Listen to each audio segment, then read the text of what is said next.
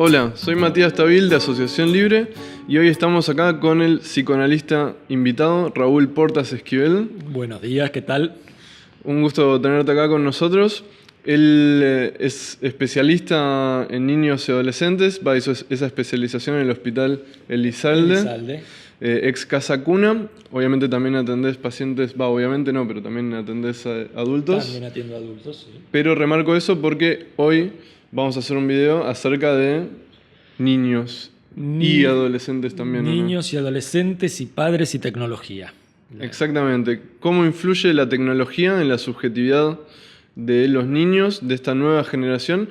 Estamos acá en la hermosa galería de Mercedes Giachetti y estamos un poco preguntándonos algo que yo supongo que es una pregunta que no tiene muchos precedentes en la historia, porque por más de que siempre hubo cambios tecnológicos que influyeron en cómo vive el humano, estamos en una era donde, bueno, estamos haciendo justamente un video para un canal de YouTube, ¿no? Ciertamente. Es una revolución digital que impacta universalmente a las personas. Casi nadie puede darse el lujo de estar por fuera de este mundo digital en redes sociales, etc. Y hay una pregunta, ¿hasta qué punto eso es bueno para la subjetividad de los niños? ¿Es malo? ¿Qué consecuencias tiene? Y, como hablábamos el otro día, ¿qué lugar ocupan en la crianza o qué lugares se les puede dar, ¿no? Y las complicaciones que puede haber ahí. Bien. ¿Cambiamos? Cambiamos. Bien, a ver, bueno o malo. Yo me tiento mucho, claro, a hablar de bueno o malo y por ahí eso es un inconveniente. Y el título tendría que ser más bien algo así como efectos del sobreuso, del abuso de la tecnología por parte de los niños y por parte de los padres de los niños, sobre todo, diría yo, en los primeros años de desarrollo, en los primeros años, a partir de que nacen los primeros años. ¿Primeros años dirías hasta qué, más o menos, qué rango, más o menos? Básicamente hasta los 3 primeros años, 3, 4 primeros años. Por supuesto que después tiene efectos, pero los efectos en un adolescente, claro, en un adolescente, en un puber, ya están bastante jugados por lo que sucedió en esos primeros años. Tal cual. Y sobre todo al principio, en la constitución del sujeto, como decíamos. Tal cual. Hay por lo menos 3 aspectos básicos en los que yo creo que incide mucho y de manera no favorable como mínimo, no favorable y perjudicial, que es en la constitución del cuerpo, en la constitución o en la adquisición del lenguaje, mejor dicho, por parte del chico, y en lo que podríamos llamar la constitución fantasmática, el armado del fantasma en esos primeros años. Yo creo que un punto clave, perdón, es esto, es el uso de los chicos, y ¿cómo decirlo? La deposición, el abandono de los padres de su función parental, del cuidado, no del cuidado en el sentido ¿entendés? De que se muera de hambre el chico, no estoy hablando de eso, pero sí de la atención del ¿El lugar subjetivo, digamos, que le dan al niño?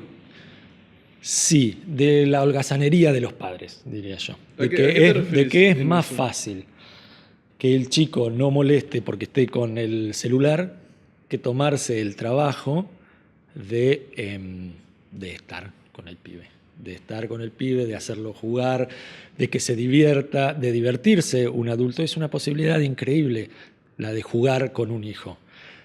Y realmente no utilizarla porque esté el chico con el celular es grave. Yo creo que es grave y que tiene efectos. Por supuesto, depende cuánto, depende cómo. No es que un chico que usa celular o que ve YouTube, directamente va al muere. Y por supuesto había chicos con serios daños en la constitución subjetiva antes de que existieran las pantallas. Pero hay una frase que yo pondría clave en todo esto, que es: la pantalla no desea nada de ese chico. La tablet, el celular, el jueguito online. Estoy hablando en chicos, en todos, pero sobre todo en chicos, en recién nacidos, en bebés, en 1 o 2 años. O sea, que un pibe de 1 año y medio, 2 años, los padres digan, qué maravilloso, mirá, ya agarra el celular con las 2 manos y pasa fotos. A mí no me parece tanto motivo de orgullo, porque la pantalla no desea nada de ese niño. Y nosotros como psicoanalistas no podemos desconocer que si hay un lugar en donde el chico va a crecer, va a desarrollarse, va a constituirse como persona, es en el deseo del otro. Es en el deseo, es en la castración del otro, ¿no? En el deseo, en lo que se le cae, en lo que transmite sin estar atento a que lo está transmitiendo. No en la orden, no en el mensaje explícito, sino precisamente en el deseo, en la castración. Y la tablet, digamos, no tiene eso. Internet no tiene eso, yo diría. Internet no le da un lugar al niño cuando la usa, digamos. No está interactuando con otra subjetividad.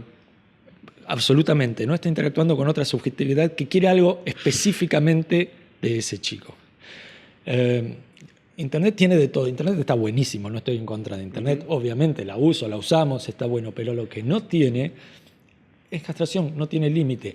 Y eso es lo que un adulto le tiene que transmitir, un adulto, preferentemente un padre, madre, le tiene que transmitir a ese chico, que hay un deseo específico dirigido hacia él, que lo quiere algo, que se hace, bueno, que lo pone en posición de falo. Digo, sí. A ver, que un chico use un celular un rato no es problema. Que un chico interactúe primordialmente con su celular mientras los padres están haciendo otra cosa, sí es un problema. Claro, vos decís como el conflicto no está en sí en el uso del celular, la tablet, etcétera, sino cuando los padres dicen, bueno, no hace falta que me haga cargo de mi hijo, que le preste atención, porque le tiro esta tablet como si fuera una forma de entretenerlo para que no moleste. O sea, eso, cuando la tablet funciona para que no moleste... Cuando la tablet o el celular funciona para que no moleste, a ver, si eso es todos los días y abundantemente, claro. Si eso es, tengo que hacer esta aclaración porque si no parezco fanático. Exacto. Pero es un tema que realmente me apasiona y en el que veo consecuencias clínicas. ¿Entendés? Si el adulto está con su celular, en lo que sea, en Facebook, en Instagram, en lo que sea, chateando, y para que el pibe no moleste, le damos también un celular a él, no le enseñamos, no se le transmite, porque Internet no puede transmitir eso. Otra vez, discúlpenme que repita, castración, límite, un anudamiento entre deseo, goce y amor. Eso no se transmite, no lo transmite. Miren, a ver, un ejemplo clínico. Sí, está bueno. Un ejemplo clínico, se ve mucho en la clínica. Por supuesto, chicos que con psicóticos existían desde antes. Pero a mí me parece que ahora hay una mayor prevalencia de chicos que están por lo menos en el borde, en el límite. ¿Entendés? Es lo que los chicos que antes hablaban neutro. Hablaban neutro porque veían la tele. Entonces, lo que no hay ahí es un deseo, algo dirigido específicamente hacia ellos. Nadie se ilusiona con que ese chico va a llegar a algún lado o es el falo de alguien. Pensemos así. Yo tenía un paciente, un muchachito de 4 años. Hay muchísimos chicos que llegan a la consulta con 4 años, 3 años y pico sin hablar. ¿Sí? Sin hablar. Que uno, como analista, cuando lo ve, lo primero que piensa es esto es grave. Pues no se trata de una inhibición, de no habla frente a extraños, no habla porque es tímido. Esa es la explicación que generalmente dan los padres o los pediatras. Son chicos que no han adquirido el lenguaje todavía. Y si hablan neutro y uno los escucha y decís, qué raro que es, ¿viste? Cuando ves un pibe que habla neutro, decís, qué raro, ¿qué le falta? Le falta una posición enunciativa a él todavía. No está él ahí en esas palabras. Ese es el lenguaje. Nosotros los lacanianos por ahí vamos mucho a la estructura. Y decimos, bueno, el lenguaje por estructura toma al sujeto o el sujeto adquiere el lenguaje. Es mentira que es por estructura.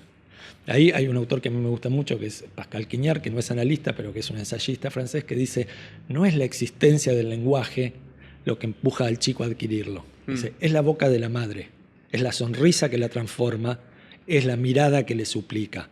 Si no está eso, puede ser que el lenguaje lo tome, pero lo toma vacío, lo toma como una cáscara vacía. Tiene que estar en juego el deseo. Absolutamente. Si los padres holgazanean en eso, no lo transmiten, o por lo menos suponen que no. Vamos al ejemplo clínico que iba a dar antes, que todavía no lo di. Muchacho de 3, 4 años que llega a la consulta sin lenguaje. La respuesta básica de los padres es, no, él no me habla, así que nosotros no le hablamos. Le vamos a hablar cuando él nos hable. WhatsApp, primera. Es una locura. Bueno, es una locura, pero es muy común, por lo menos muy común en los chicos, que claro, eso tiene este efecto en los chicos. A ver, antes, y esto ya es más sociológico, me parece que había una familia extensa que le hablaba un abuelo, un tío, un hermanito. Ahora por ahí ese pibe no le habla nadie. ¿Entendés? No le habla nadie excepto la tele, y habla neutro, o excepto las pantallas, el celular, YouTube, etc. Pero quiero decir, no le hablamos porque él no nos habla. Bien. Primer punto. O sea, fíjate que ahí ya no están suponiendo una persona. Es cuando empiece a hablar va a ser una persona, cuando empiece a hablar va a ser un sujeto. Y los chicos extraen desde bebés, extraen significantes del mundo. ¿Eh? Pero si no está ofrecido algún significante, no lo pueden extraer. Los chicos lo extraen y con muy poquito identifican a dónde engancharse. Entonces, este muchacho no hablaba. Lo recibo en consulta y el pibe no habla, es muy desorganizado, obviamente, en función de los juegos, los tira, los revolea, qué sé yo. Perdón. Pero lo que yo empiezo a notar es que, de alguna manera, entona. Hace, en su no hablar, hace como, ¿viste? Hace unos ruidos que no había escuchado yo en otros muchachos que no hablan. Que hacen Entonces, en una entrevista con la madre, le digo, ¿vos notaste que él no habla, pero entona? Le digo, parece como si cantara, parece como... Y ella me dice, será porque yo tomo lecciones de canto. Y cuando yo canto, él está en el rincón de la habitación. Bueno, eso es mortal. Eso es mortal. Eso es conmovedor. Eso es conmovedor. Porque ni siquiera había ahí un deseo de la madre dirigido a él. Había un deseo nomás. Y él va como flecha a ese punto. Somos como moscas que van al farol, que vendría a ser el deseo, digamos. Sí. Nos sentimos naturalmente atraídos a lo que detectamos que es el deseo de nuestros padres. Y después con eso hacemos algo, digamos. Estamos de acuerdo, estamos en desacuerdo, le protestamos, lo modificamos, lo amasamos y armamos el fantasma. De hecho, ¿qué es ese más allá? Es, bueno, ¿qué quiere cuando me dice esto? ¿Qué quiere de mí cuando me está diciendo que me quiere? ¿Qué quiere de mí cuando me pide que haga caca? ¿Qué quiere que...? ¿No? Todo eso va armando el fantasma. Pero si no hay un punto de partida, una patada inicial, no se forma, no tiene lugar donde formarse. La niñez está construida, es un espacio que tiene que construir un adulto. Si no, no hay. Si no, no existe como niñez. Como niñez en donde después va a advenir o va a armarse un sujeto a través de todo eso. Perdón. Sí, y digamos... Te cambio. Ya está, en modo uruguayo. Dado que probablemente, digamos, capaz hay algunas personas que nos están viendo que son madres, padres, o están en vías de convertirse, o digamos, si es gente más joven que no tiene hijos, en algún momento lo va a hacer y seguramente en el momento en el cual lo haga, sí. el mundo va a seguir siendo este mundo digitalizado y cada vez más. O van a ser, o son psicólogos o psicoanalistas que tienen madres o padres en tratamiento. Eso también. Yo te iba a preguntar, digamos, eso, como que ¿qué riesgos se pueden encontrar, digamos, o qué lugar darle a la tecnología? Porque también esa es una pregunta, ¿no? Porque, por un lado, vos decís, si lo usan como un modo de llego cansado del laburo y no tengo ganas de darle bola y le tiro la tablet y que se arregle, y eso es todo el tiempo, todos los días, digamos, obviamente puede llegar a ser un problema y afecta su constitución en cuanto a su falta de lugar subjetivo en cómo se va constituyendo, pero tampoco, viste, caer en el lugar de no puedes usar la tecnología y eso es malo y qué sé yo, también puede tener efectos, sobre todo en un mundo que progresivamente se va tecnologizando y digitalizando cada vez más, ¿viste? Entonces, quizás hace 20 años, si vos estabas todo el día en la compu era raro, hoy en día capaz es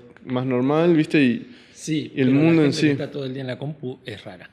¿Es rara? La gente que está todo el día, el típico chabón que trabaja en sistemas, adentro de las empresas, es raro. Porque está todo el día en la compu, todo el día. Yo creo que, básicamente, algo muy importante para tener en cuenta es la edad del muchacho. Y en esto Es una cuestión de edad, de desarrollo y de cronología.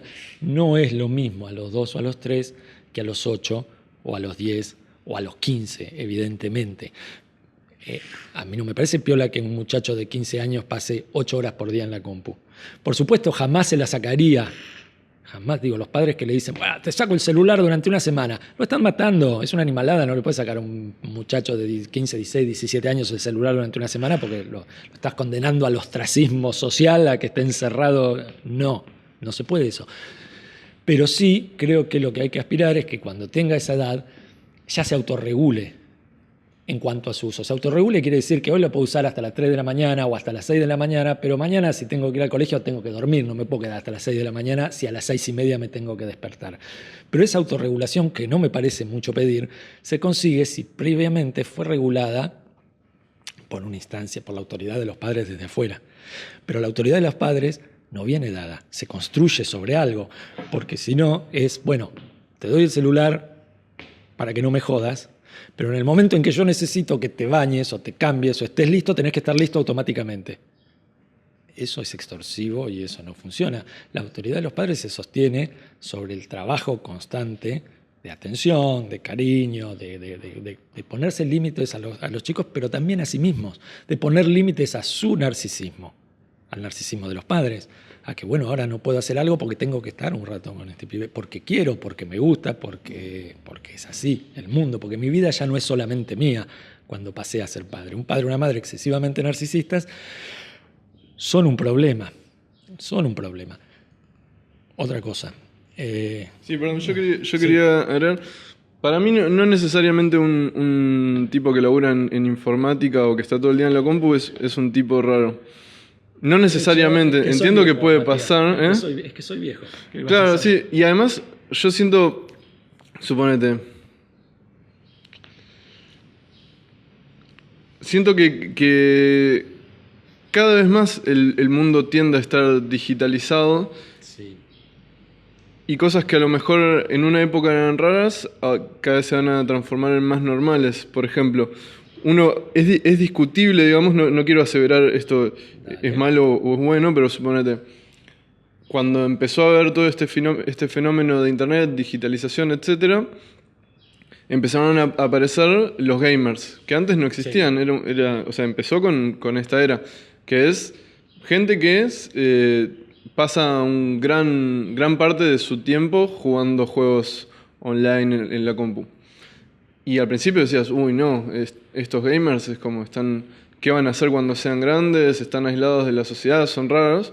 Pero obviamente el número de gamers fue creciendo. De hecho, hoy me parece que es raro que un chico no sea gamer en algún punto. Porque yo, todos los pacientes que tengo, todos hablan del Fortnite, todos hablan de no sé qué, y son juegos que ya son sociales porque todos los niños juegan eso. Y de hecho, en cuanto a deporte, por ejemplo, los eSports, los Electronic Sports, ya se convirtieron en un laburo. O sea que el mundo de alguna manera se va adaptando a estos cambios.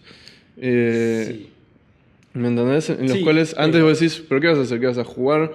¿Vas a laburar de jugar? Y hoy en día realmente hay chicos que laburan de jugar. Sí, es cierto, pero. Me gustaría meter un pero. Sí es cierto, pero. A ver, sí es cierto, y en el trabajo, por ejemplo, con los padres me parece que es fundamental explicarles, porque no lo entienden, que el chico puede estar jugando al Fortnite y que está jugando con sus amigos. ¿Vale? Está jugando con sus amigos. Cuando está jugando al Fortnite se juega en el modo online, qué sé yo, cooperativo, etc. Está jugando con sus amigos. Sí es cierto, y se le puede explicar a los padres, que no puede pausar ese juego. Que ese juego no tiene pausa, porque si no, pausalo y venía a comer, después ese juego no se puede pausar. No, pues por lo menos 100 personas al mismo tiempo. Claro. Sí. Entonces hay que esperar que termine esa partida y en todo caso ahí es donde se tiene que poner la pausa. Pero, y acá meto yo el pero, en el Fortnite ponele que estamos hablando de un chico del latente, para poner una edad, 8, 9, 10 años, ¿no? Sí, yo tengo pacientes más grandes que juegan al Fortnite. Más grandes también. Pero yo creo que cómo use en esa edad el Fortnite depende mucho de cómo se haya constituido antes. Por ejemplo, casos también clínicos, el tema del cuerpo. El cuerpo es real y se impone. Y el cuerpo es sede de tal vez la única, sede de goce, de placer, ¿sí? Y me parece que eso es fundamental y no hay con qué darle. Podemos nosotros, digamos, yo más viejo, escuchar música, jugar también, yo juego online, pero hay un punto en donde el cuerpo se impone de otra manera. Después quiero saber a qué jugás online. Juego al Pac-Man. Al Pac-Man. No, mentira. Bueno, para lo que voy es, espérame. Sí, la tecnología incidió en la conformación del cuerpo desde bebé, en el sentido en que la madre, por ejemplo, cuando lo amamantaba o cuando le daba la mamadera, no se distrajo constantemente, no una vez ni dos veces, no viendo la telenovela o contestando algún mensaje, sino constantemente, y no lo miró y no armó un entrelazamiento pulsional en ese cuerpo, a través de la mirada, del tacto, de hablarle, etc. El famoso holding, handling, por ejemplo. Winnicott. Totalmente. Y ese muchacho, probablemente, ya sabemos que no hay causa lineal ni mucho por el estilo, pero pongamos, si no aprendió a tener una conciencia, a sentir su propio cuerpo, tengo muchos pacientes que jugando al Fortnite se mean encima a una edad en lo que ya obviamente no es esperable. A los 8 o 9 años se pillan encima porque no pueden parar de jugar. Entonces, insisto en lo anterior, lo que tenemos que aportar es el límite en la excansión, el que un pibe de 8 años pueda jugar un montón al Fortnite, pero si tiene que mear, tiene que ir a mear. No se puede mear encima por no poder parar. Me parece que ese es un punto interesante. Y además, otra cosita, perdón. Bueno, dale, sí, yo sí, después sí. sigo. Bueno, porque yo tenía un paciente niño también que se había hecho pis varias veces jugando a juegos. Sí. Te iba a preguntar, en esos casos, vos decís que los padres no le ponen límite al uso del juego y por eso se termina orinando encima. Porque en el caso de mi paciente, por ejemplo, era al revés. Su hora de juego estaba súper limitada. Podía usar los juegos, no sé, 1 hora por día, como te diga, 1 hora y media. Y de repente le tocaba ir a jugar a la casa. O sea, como que tenía un lugar prohibido, ¿viste? Y a veces esos lugares prohibidos generan tanta atracción que él iba a jugar a la casa de su amigo, que capaz no tenía límite, porque los padres no ponían límite. Y él decía, ya fue, me quedo jugando acá todo lo que pueda. Sí. Y para no interrumpir ni un minuto ese haber podido acceder a esta cosa que es un poco prohibida en algún punto, termina poniendo eso antes de... Sí, pero ponele, podemos pensar, bueno, ese se meaba de excitación. Sí, era una especie de eyaculador precoz chiquitito. Voy a jugar, ¡fa! Se acababa. Sí. Hay otros que me parece que no son así, que juegan, que están acostumbrados a jugar, pero que no pueden desprenderse, no pueden autorregularse en un mundo, decir, bueno, voy a mear y vuelvo, mientras se llena el bus de pasajeros antes de saltar, lo que sea. Me gusta que sepas de qué se trata. Bueno, juego. Ese es otro punto, por ejemplo. Y ya tengo 2 en la cabeza. Muchos padres consideran que eso es de los chicos, no es asunto mío. Yo voy a interactuar con mi hijo cuando no esté en la computadora o en la Play o en lo que sea. Que eso Mentira. Es nunca. Que eso es nunca. Eso, interactúa, sabé a lo que estás jugando. Pero no de una cuestión controladora, de sabé porque tenés que controlar porque ese es el demonio. Sabé porque es como vas a armar una experiencia junto con tu hijo. Jugar al Fortnite, jugar al Call of Duty, jugar lo que quieras, a lo que tu hijo juegue, pero jugar con él en la computadora, en la Play. Tenés que jugar. Si no jugás a eso, puede ser que no juegues a nada. Y más te diría, volviendo al tema del cuerpo, tenés que jugar. ¿Ves? Ahí me sale el tenés que. Pero yo diría, es conveniente, pequeños, jugar con sus hijos online, en la Play, etc. Pero también hacerlo afuera, porque hacerlo afuera, incluso a los juegos, que hablábamos antes, a los juegos de Play, pero afuera de la Play. Porque eso que me habías contado la otra vez me pareció buenísimo. Eso, a ese punto iba. ¿Por qué? A ver, precisamente la Play o la Internet no tiene límite. El cuerpo tiene límite. El cuerpo tiene un punto real en donde hace límite. Por ejemplo, se mea, si ese fuera el caso.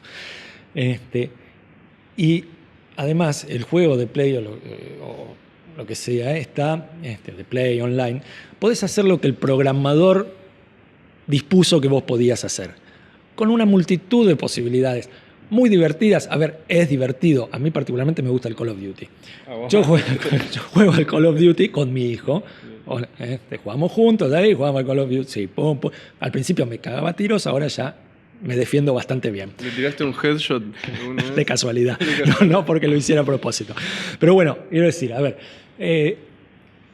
¿a dónde iba? El cuerpo se cansa. O el adulto se cansa y dice, bueno, basta, hasta acá jugué. Pero el otro punto era, podés hacer lo que el programador quiere. El mapa es limitado. Hay lo que hay ahí y no hay otra cosa. Y podés hacer determinadas acciones, muchísimas, divertidas, atrayentes, copadísimo, pero es eso y nada más.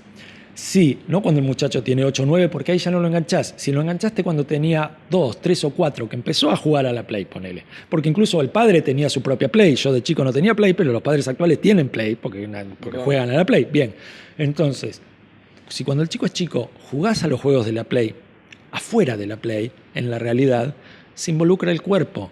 Y se involucra empezás a modificar esa experiencia. Y a mí me parece que eso es valiosísimo. Empezás a jugar en serio, porque, no sé, a ver, en el consultorio yo tenía un muchacho con el que me dio esta idea, que empezamos a jugar juntos. Le digo, contame cómo es el Fortnite. Me lo cuenta, bla, bla. Bueno, a ver, mostrame cómo haces.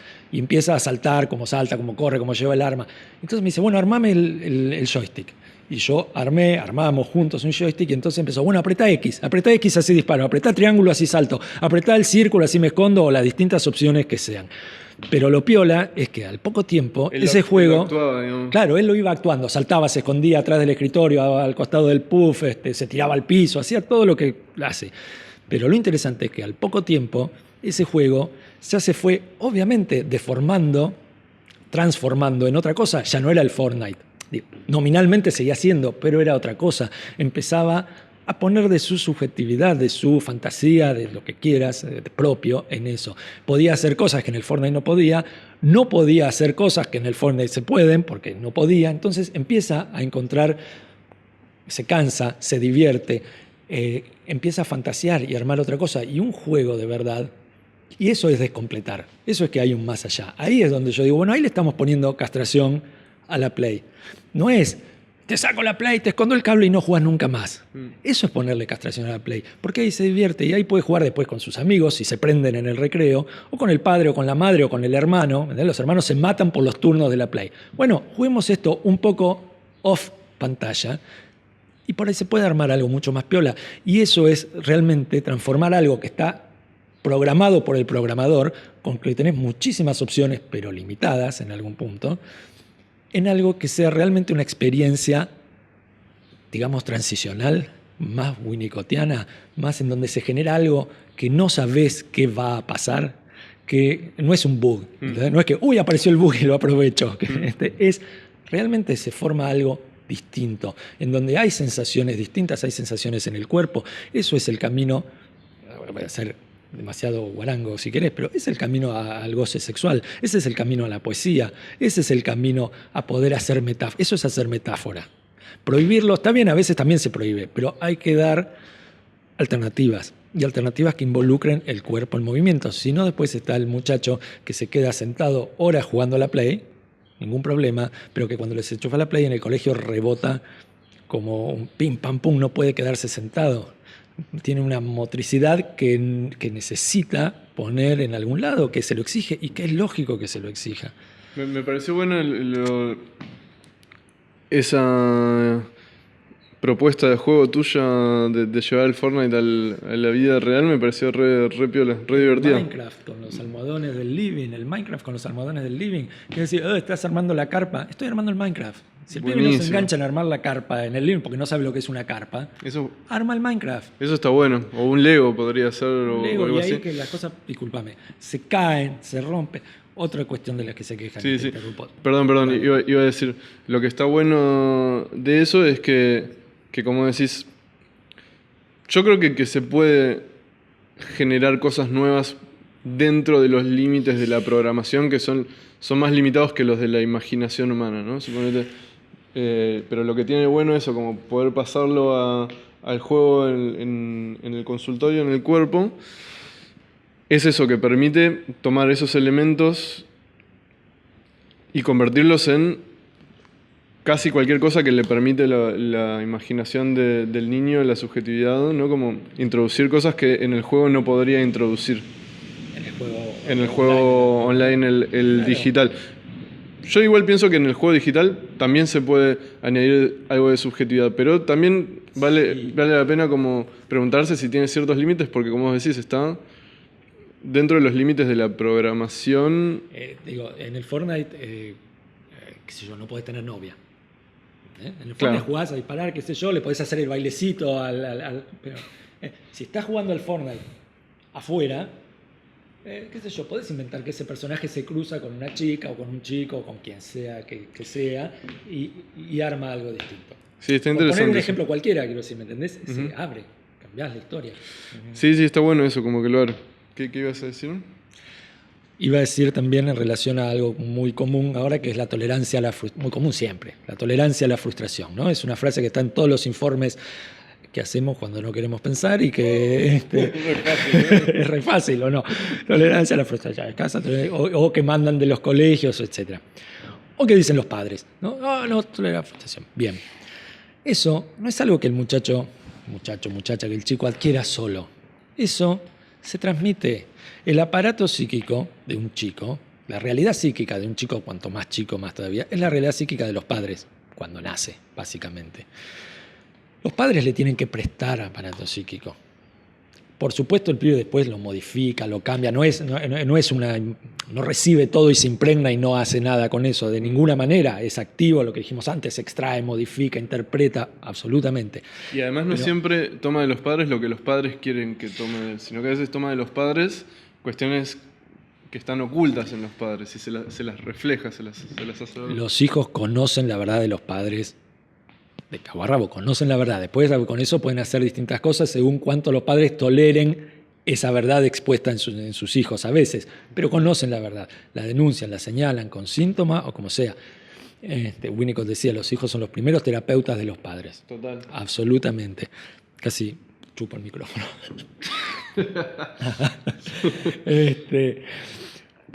Pará, me perdí. Vamos al punto de la tolerancia a la frustración. Bien. Eso se... y esto que vos decías, perdóname. Captan, por supuesto, el padre que se pone de ejemplo, padre-madre que se pone de ejemplo, de modelo, diciendo, bueno, ahora te voy a dar una lección de vida. Está bien, todos lo podemos hacer más o menos, pero esa no es la lección que estás transmitiendo. La lección que transmitís es cuando estás desprevenido, es cuando llegas a tu casa cansado, fundido de trabajar, es cuando te peleaste con tu pareja. La lección que transmitís es cuando no estás transmitiendo una lección. Obviamente, el ejemplo que das no es cuando decís, ahora te voy a dar el ejemplo. Cuando te ve, digamos, manejar tu día a día. Es el ejemplo de cuando estás desprevenido, es el ejemplo de la verdad que vos sos, Sí. o que te habita más allá, etc. Ahora, vuelvo, tolerancia. Eso el chico lo construye, en principio, contando con el espacio psíquico que le provean los padres. Tenía un muchachito que no toleraba que la madre se vaya de la casa, ¿no? El punto era, no toleraba que la madre se vaya de la casa, entonces ella se sentía lógicamente muy atada porque no podía salir a hacer las compras porque él estaba todo el tiempo persiguiéndola. La manera que ella había encontrado para solucionar esto, de una manera no favorable, era, cuando él estaba distraído, escaparse, irse sin avisar nada, ¿no? Con lo cual, cuando el pibe descubría que no estaba, obviamente su miedo se concretaba y se hacía realidad. Era la madre no estaba. Sí. Bien, entonces la tolerancia a la frustración, vuelvo a eso, se explica, se arma ese espacio, ¿sí? Se enseña a estar solo. Un chico puede estar solo cuando está acompañado internamente por los padres o, digamos, por alguna figura que lo acompaña. No se tranquiliza solo. Si el chico tiene un ataque, un berrinche que se está revoleando por el piso y yo lo dejo solo hasta que se tranquilice, lo estás dejando solo a merced de algo que no puede manejar, que no puede controlar. Entonces, no tenés que ceder, porque la salida más fácil es, bueno, cedo y aflojo y le doy lo que quiere. No va. Esa es la salida fácil para los dos, para el pibe y para el adulto. La salida fácil es, quédate ahí, no le des lo que quieres si no corresponde, si vos pensás que no corresponde, pero acompañalo a que se tranquilice. Tranquilízalo, brindale una figura que lo calme. Y después va a poder calmarse solo, cuando incorpore eso. Otro lugar en donde a mí me parece, y tal vez no estamos de acuerdo, pero a mí me parece trágico el uso de las pantallas, es en el momento de irse a dormir. Irse a dormir, mirando la televisión o quedándose dormido con el celular pegado en los ojos, no es una buena opción, porque hay un momento ahí de que es necesario retirar la carga libidinal del mundo, ponerla sobre uno mismo, aprender a estar 2 minutos, 5 minutos, lo que uno tarde, solo, si sos un chico y tenés miedo, etc. Acompañado por tu mamá, tu papá, que estén ahí, que te cuenten un cuento, que te sostengan la mano, que hagan algo, no que se acuesten con vos, obviamente. Pero hay que estar solo un rato, si no, no hay un momento para reflexionar, para encontrarse con uno mismo, y siendo exagerado, para prepararse para la muerte. ¿Estoy siendo exagerado? Sí. Pero los momentos de estar solos son una manera de prepararse para la muerte, y la única manera de vivir la vida es prepararse para la muerte. Prepararse para la muerte quiere decir no todo va a durar para siempre, hay que aceptar algunas cosas como son, y eso se hace en ese momento, entre otros. Si nunca estoy preparándome para eso, me va a agarrar de sorpresa y mal parado. ¿Entendés? Claro. Sí, no, en ese punto no, para mí no es significativo si se va a dormir viendo la tele o con una pantalla. Me alegro que estemos en desacuerdo. Sí, o sea, tengo razón. y supongo que es el lugar subjetivo que eso tiene desde mi punto de vista en cada uno, como, qué sé yo. Yo, por ejemplo, gran parte de mi vida me fui a dormir viendo la tele y no siento que... Me parece bastante piola, bastante bien. Sí, no siento que eso me haya afectado de manera negativa en nada.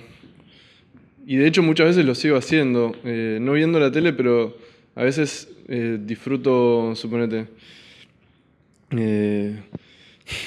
he utilizado, yo soy muy fan de Steve Jobs, Sí. ¿viste?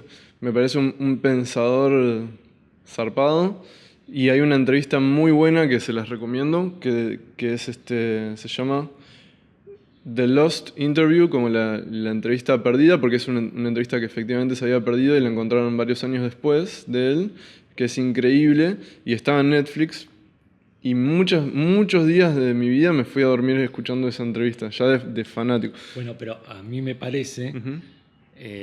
que, a ver, vos ya estabas armado por otra parte, por otro lado. Sí, Ibas ya a era dormir grande con cuando lo pero hacía, digamos. ya eras grande, lo podías pensar, te servía, no sé, para imaginarte a vos mismo más allá, generando cosas, armando un canal de YouTube, lo que sea. Sí. No eras un muchacho de por ahí 2 años, 3 años que se iba a dormir con eso porque no podía pensar o imaginar, porque esa era la única compañía que tenía.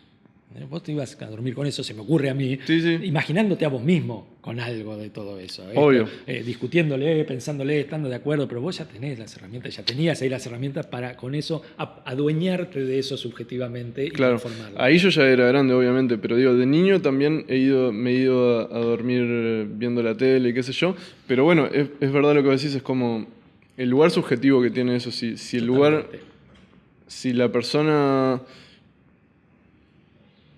no sabría qué ejemplo poner, ¿no? Pero como que tiene que irse a dormir con la tele porque no lo puede hacer de otra forma por alguna razón, es como digo, bueno, ok, ¿qué lugar subjetivo ocupa esta pantalla en ese momento? Si querés otra vez el mismo ejemplo, si se va a dormir con la tele porque los padres no lo acompañan a un nene chico, digo, tiene miedo, y para que no tenga miedo le prendo la tele, no está bueno, porque ahí estás anulando, tachando, no permitiendo que se exprese algo, que si tiene miedo, acompáñalo, entérate de qué se trata ese miedo, hacelo hablar, contale un cuento. Otra vez, Claro, es el momento de armar el vínculo. Yo creo que ahí vos remarcás, digamos, esto que es como el lugar que ocupa en esa crianza, la pantalla es como que viene a sustituir el trabajo que debería ser del padre. Sí, el placer del padre, la diversión del padre, el trabajo también, pero es un trabajo placentero, aunque en algún momento estés cansado, estés podrido, lo que sea, es un trabajo placentero, por lo menos para mí. ¿Te gustaría agregar algo más que te quedó por decir, algún tema que no tocamos? ¿Alguna recomendación, miedo, caso clínico, lo que sea? Mirá, me parece que esos clínicos hay muchos, no los tengo preparados, lo podemos preparar algunos para las próximas específicamente, pero la idea es esta: no hay niñez, no hay infancia si no hay adultos. Después denle la posibilidad de que se quejen, de que tengan una voz propia, de que extraigan algo de esos adultos que lo cuidan para armar, después modificándolo, una voz propia y que puedan ir a terapia más grandes y quejarse de los padres que tuvieron. Pero para que se quejen de los padres que tuvieron es necesario que haya habido padres que activamente se ocupen.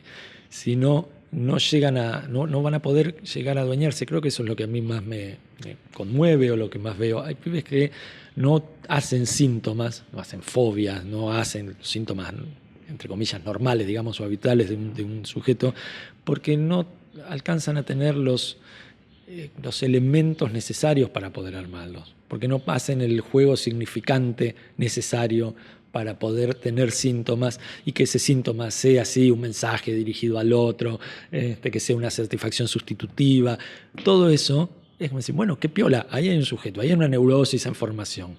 Hay muchos en donde no, los chicos que hablan neutro no llegan todavía, ¿no? Están en una etapa previa, no tienen una posición, no pueden extraer lo necesario para armar una posición subjetiva con la que sufrir y gozar y etcétera, etcétera, digamos lo que sea, pero no lo llegan a armar y están muy indefensos en relación a eso. Si eso no se los provee de afuera, no se pueden armar de eso solo. Necesitan que los adultos le provean un escenario. Después se van a mover por ese escenario. Después el adulto puso una silla y el chico lo va a usar de tractor. Y los adultos tolerarán o no ese uso que les dé, porque si es demasiado rígido, va a decir, no, eso es una silla, no lo puedes usar de tractor. Bueno, ahí tenemos neurosis y ahí tenemos síntomas. Pero si no le armas el escenario, o el escenario es muy pobre, después es muy azaroso y va a ser muy difícil que pueda imaginarse un tractor, por decir este ejemplo, porque no le pusiste ni siquiera una silla. Y esa es una tarea indelegable de los padres. Después va a haber obviamente otros personajes, a medida que crezca, compañero de colegio, la madre, los amigos, los abuelos, pero hay algo básico, que si no está al principio, después no hay otro tiempo. Hay muchos padres que, bueno, yo con él no hablo porque todavía es chico, cuando tenga 15 vamos a hablar de hombre a hombre. No vas a poder hablar de hombre a hombre a los 15 si no hablaste de hombre a hombre o de padre a hijo. No vas a poder construir un vínculo ahí de la nada a los 15. No vas a poder y te lo estás perdiendo y no le estás dando a ese chico un padre o una madre, que es lo mínimo que merecen cuando nacen. Sí.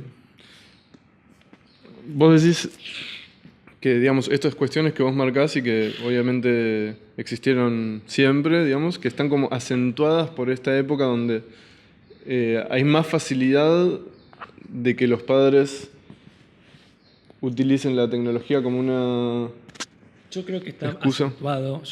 más acentuado, sí, que es más prevalente en función de los medios tecnológicos disponibles. Porque creo, siempre existió el padre que no le interesaba, que no lo quería, que lo odiaba, la madre, eso siempre existió. Pero ahora, aún en padres, digamos, bien intencionados, promedio normales, lo que a mí me parece que se da es que el celular, al tenerlo en la mano todo el tiempo, ocupa todos los espacios disponibles. Ocupa los in-between moments, los momentos de ocio, los momentos de aburrimiento, los momentos en donde no pasa nada. Bueno, inventemos algo, juguemos a las cartas, vamos a la plaza, te amaco. No sé, una chica dice, mamá, poner en la plaza, deja de usar el celular y amacame con las dos manos. Me parece un pedido, por ahí exagero, pero me parece un pedido desgarrador de esa chica. Deja de usar el celular y amacame con las dos manos. No es capricho de la nena. Hay que ver en cada caso, hay que ver esa nena, no conozco la historia, no sé nada, ¿me entendés? Pero si lo tomo así abstracto, no es un caprichito de la nena, es, dame bola, está acá conmigo cuando estás acá conmigo, ¿sí? Vamos a traducirlo de otra manera, enséñame habilidades sociales, ¿me entendés? Tengo que saber interactuar con la otra persona y leer sus emociones y poder desarrollar la empatía. Y eso no me lo enseña un emoji. ¿Que la madre use el celular está mal?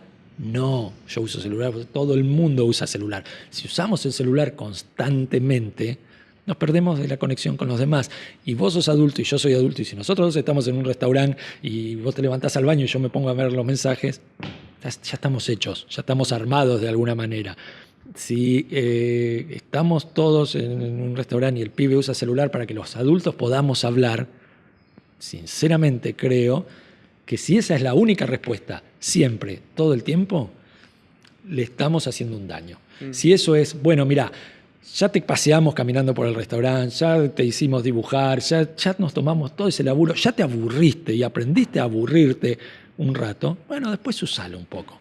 Pero si esa es la respuesta desde que nos sentamos, toma esto así no jodés, lo estamos aislando, lo estamos separando y no tiene todavía las herramientas para poder desarrollarse, para poder crecer. Ahí es donde me parece que realmente se genera un daño. Y me pregunto, y no lo sé, y por ahí soy apocalíptico. Yo digo, ¿sería apocalíptico? ¿Sería un tipo que en la revolución industrial dice, no, sigamos con la carreta, la locomotora está mal? Capaz lo soy, no lo sé, pero a mí me parece que tiene efectos que habrá que ver y que evaluar. A mí, en principio, el sobreuso, el abuso, me parece que no es beneficioso. Bien. Hasta ahí diría. Bueno, buenísimo. Por lo menos abre al debate y la verdad que está re bueno. O sea, ya cuando decís el sobreuso y abuso implica como que hay algo que está utilizado de una forma que puede no estar buena. Y la verdad que es una buena pregunta para hacerse porque, como yo dije al principio, nunca pasó una revolución tal de una cuestión simbólica, ¿no? Porque lo que sucede con lo digital es que de repente está habiendo, aparte del mundo real de las cosas y el mundo simbólico que los humanos construyen sobre esas cosas, como otro mundo simbólico quizás un poco más tangible en forma de datos de información, etcétera, que se constituye en el mundo digital. Entonces es como una sobreformación simbólica sobre lo que antes era el mundo simbólico normal, que es interesante y que es tan universal y tan masiva que realmente es difícil predecir cuáles son los efectos que van a tener en la subjetividad. Entonces, me parece que estuvo bueno la charla como para abrir un poco el tema, que nos ayude a pensar. Los efectos se verán a largo plazo, vamos a poder mirar para atrás y decir, bueno, efectivamente influía de esta forma, de esta otra, tuvo estas cosas buenas, cosas malas, pero está bueno tener en cuenta que existe. Así que, bueno, muchas gracias Raúl por estar acá con nosotros. Muchas gracias Matías, muchas gracias a los que nos ven a través de los medios digitales, claro. Justamente. Así que bueno, espero que les haya gustado. Lo que piensen, déjenlo acá abajo y la seguimos la próxima sesión.